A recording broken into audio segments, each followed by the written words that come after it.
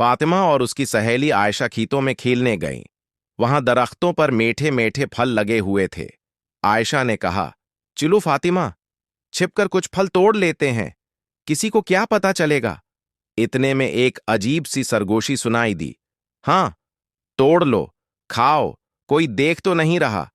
उन्होंने पीछे मुड़कर देखा तो एक डरावनी मखलूक खड़ी थी। वो शैतान था। फातिमा ने फौरन आयशा का हाथ पकड़ा और कहा, नहीं, ये शैतान है, हमें धोखा दे रहा है। याद है मौलवी साहब ने क्या कहा था? दोनों ने मिलकर पढ़ा, बिस्मिल्लाहिर्रहमानिर्रहीम। जो नहीं दुआ मुकम्मल हुई, शैतान गायब हो गया और खेतों में रोशनी फैल गई। दोनों खुशी खुशी खाली टोकरी लेकर वापस घर आए और सच सच बात उम्मी को बता दी। उम्मी ने प्यार से उन्हें गले लगाया और कहा, शाबाश मेरे बच्चों, दूसरों का हक कभी मत लेना।